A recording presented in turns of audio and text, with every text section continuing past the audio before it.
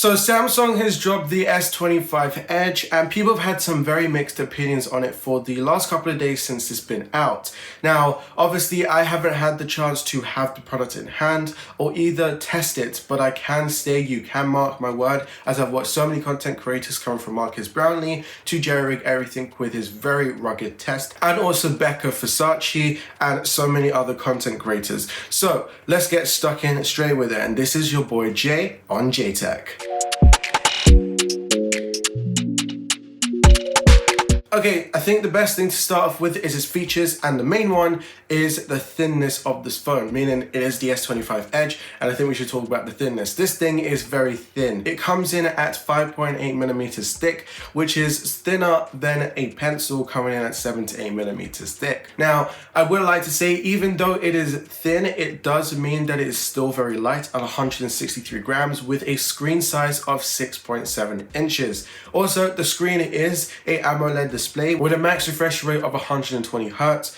Unfortunately, the glass that's actually put on this phone isn't as good. This does come with a Gorilla Glass Ceramic 2 instead of the Victus 2, which I do recommend the Victus 2 more because it allows you to have that anti-glare on it as well. So this phone does actually still have quite a lot of glare on it, and for the price, it does suck. Nevertheless, moving on to the camera, it has a 200 megapixels wide angle lens on it, which takes very decent photos. Taking it from Becca's words, it is very good for its price. You also will get a 12 megapixels wide angle lens as well, and that takes some very decent pictures even though it's 12 megapixels and it's an ultra wide camera. Now, I would say majority of people have said that they rather would have the S25 Ultra or the S25 Plus. That does take very decent pictures and also has that telephoto lens on it, especially for the S25 Edge, which can't actually zoom in that well and get that much high detail. No matter what, you still get something, but you're not getting the best quality in your images if you're going to take telephoto photos. So if you are, go over to the S25 Plus or the S25 Ultra and you'll get the best photos there. Now, the chip that comes with this is a very powerful chip. It's actually in majority of the phones that they have, and this is the Snapdragon 8 Elite chip. Now, this is a very good chip, and also it is very recent, and it is also optimized for Galaxy devices, and that means that you're able to get faster processing. Also, the talk of AI, which means that you're getting faster AI processing at the same time, and also you're getting better performance on the phone overall. For my gaming heads out there, that means that you're going to get smoother gameplay and also better real-time ray tracing and also a better game time with the Vulkan optimization as well. Now, moving on to the main thing of this phone, which is the main topic that everyone has been speaking about, and this is the battery life. Now, the battery life apparently does suck, and even without me even having the phone, I could even still say it sucks.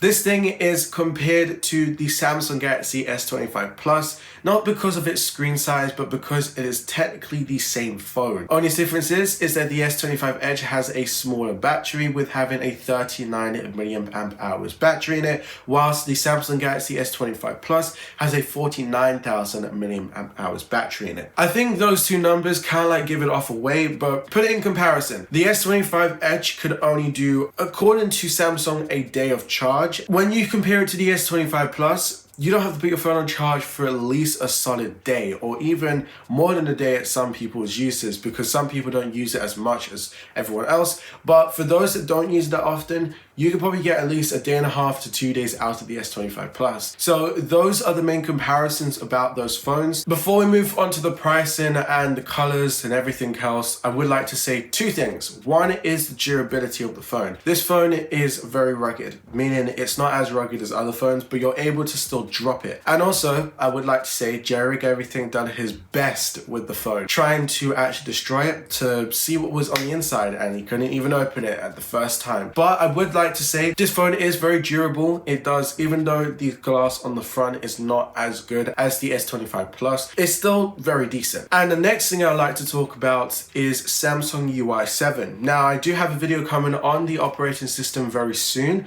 but I would like to say that you are getting the latest and greatest of Samsung's One UI 7 that is using the fullest of Android OS 15. I don't want to talk too much about the operating system, but I would like to say that it does have Google Gemini. Again, when I was talking about the chip, this is where it comes into play, as it will make all of your daily tasks way more quicker than ever you could imagine. Okay, moving on to the pricing, colors, and all those other bits and pieces. Starting off with the pricing, this thing comes in at $1,099 going up to $1,199. You have two options when it comes to storage. You have 256 gigs and you have 512 gigs. Now, at the time of when I was writing this, you could get the 512 gigs for the same price as the 256. I'm not sure if that deal is on, but if it is, go ahead and go and copy it because that's a pretty good deal. There are three colors that come with this phone. It's either titanium silver, titanium icy blue, or titanium jet black.